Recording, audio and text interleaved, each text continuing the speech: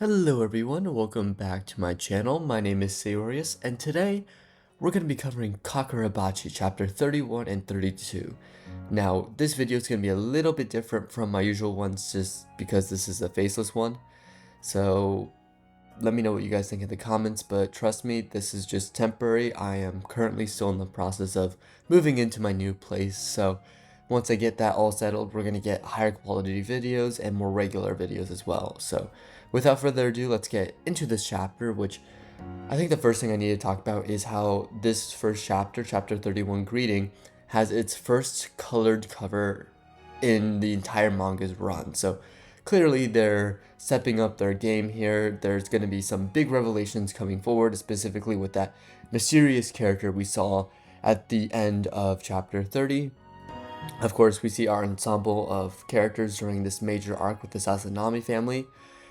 And yeah, it's just exciting news. So once we get past that cover, of course, we get that big revelation that this mysterious character is actually the man behind, or the man responsible for, Chihiro's father's death. And it's the whole hook of the story. So a lot of people, when they talk about stories, need to understand that when it comes to genre storytelling, specifically with Kagurabachi, this is a revenge type story. So for the last few, I guess, story arcs, there hasn't been really a focus on these evil sorcerers up until this point. Now, this is the first time we get this confrontation with the leader of these evil sorcerers that attacked him in the first place. So it's exciting to see sort of the focus getting back onto the main point of Kagurabachi, and that's Chihiro killing the man responsible for killing his father. And although, yes, the swords were playing like a huge role in this type of story, we actually get this being brought into fruition by having the leader of the Hishaku now being present in this big auction, the Rakuzachi. And this is just exciting because now you see Chihiro kind of breaking for the first time. Like usually when he's fighting like mobs or other sorcerers, like minor sorcerers, he still has the upper hand. He's still very much stronger. But in this instance here, you can tell that he's a little bit shaken. He's sweating a lot. And even the villain, when he basically ends up fighting Chihiro here and basically makes him start breaking down, he calls Chihiro too green to harvest, meaning he's still very weak in his eyes. And you definitely see this with the whole fight going on. I guess that's the best way to describe it, if you can call it that. I call it a one-side bloodbath where Chihiro just absolutely gets decimated here. He tries to get a couple kicks in, but ultimately it really does nothing.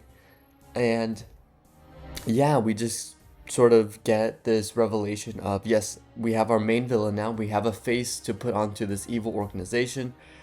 And yeah, I'm just excited to see where the next, I guess, how the story is going to unfold, whether they're able to defeat the Rakuzachi and get back the Shinuchi, despite, the main villain showing up, or if the main villain is going to disappear, because he is saying that he wants to join the auction to get his sword. So what's very interesting though is at the end of chapter 31 leading into chapter 32 is because Shiro has that conviction, because he remembers the whole purpose, his whole purpose of defending the swords and carrying on his father's legacy of protecting these enchanted blades from those from evil hands, from people who want to corrupt the blades. He awakens May's power called Shred, and it's a really cool panel because it's him basically covered in the tree that the sorcerer has been using, which I'm gonna call him just the sorcerer because they haven't really given him a name yet. So jumping into the next chapter, we get sort of Chihiro breaking free in a really cool way. He actually cuts off the arm of this evil sorcerer, and it's really showing that Chihiro's pushing his limits. He's facing off against someone who's super strong, and this is very equivalent, in my opinion, to the Zoro versus Mihawk fight. And it's funny because they're both swordsmen here, where Zoro stood no chance against Mihawk just because you're fighting the final boss when you're just starting off. So this is what I get from Chihiro, where Chihiro's just starting off his journey, but he's fighting the final boss, the end all be all of the major story that is Kagurabachi. And of course he does get some blows in, but clearly this villain here is unfazed. And he even gets back his arm that he cuts off. So I mean, with the fact that the villain acknowledges that he's gotten stronger, but still is like unfazed by his attack, just goes to show that Chihiro still has a lot of room to grow as a character and as just strength wise. He needs to grow stronger and unlock his full potential with these enchanted blades. And what's nice is, of course, there's more enchanted blades to go through. There's still, I think there's a total of 7, so he has to find the other 6. And so that's what I think is most interesting about this story is really Chihiro may end up going on a quest to recover all these swords, and by recovering all these swords and learning how to use their different effects, he grows stronger. He grows to be one of the strongest swordsmen in the history of this world, first off. And the second is he's able to fight magic with these swords. And we also cut back a little bit later to jumping back and forth. This is mainly a Chihiro versus the main villain.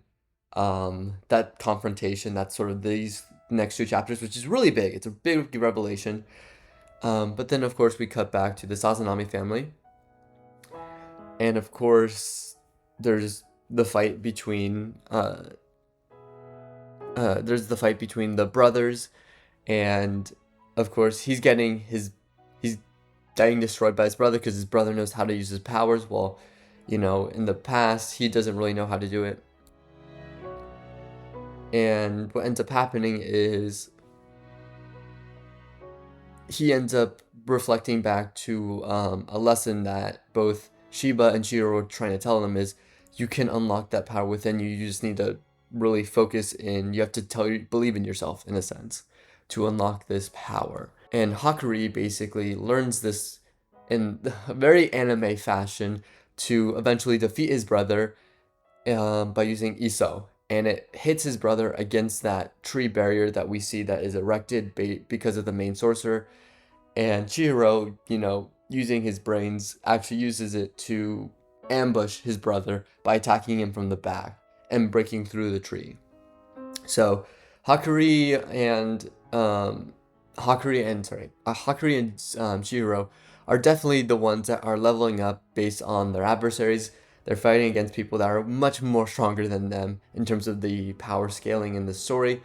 And I love to see that they're eventually progressing. So I hope we see more Hakuri going forward. I hope we see more of Chihiro's developments. And I hope that the villain pulls off something interesting. There's a big twist. So, he's not defeated in this big arc. Instead, that he is set up to be even a bigger threat going forward. Because I actually like his design. I like sort of the character they're building up upon him, and how he's sort of just this level-headed adversary, despite Chihiro breaking down and freaking out because he now finally found the man primarily responsible for his father's death.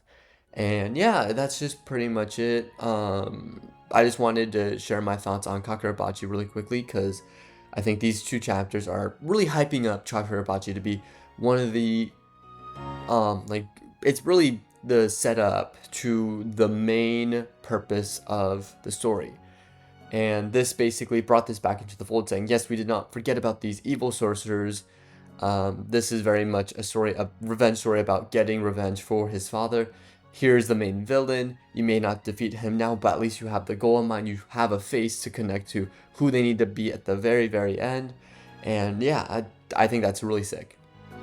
So yeah, overall, I think these 2 chapters have definitely really brought back the focus of the story amidst the Rakuzachi, which is very difficult to pull off because the Rakuzachi already has a lot of moving parts. To bring back this sorcerer and bring back that intent, you just need to make sure you don't convolute the story more. And I think they did a really good job of keeping it simplified, where you're still focusing on the Rakuzachi and you're focusing in on this new main villain, this main enemy force that has appeared finally in the flesh. So yeah, that's pretty much it. I just wanted to, cover these two chapters. I think they're, I would say 8.5 out of 10 chapters. Like nothing crazy happens, it's not a big climax, but it is setting the groundwork for something amazing going forward, whether it's the conclusion of this major arc or the conclusion of the story overall. So, yeah, that's pretty much it. I keep saying that's pretty much it. That's just how I roll. Thanks for watching, friends, and let me know what you guys think in the comments below.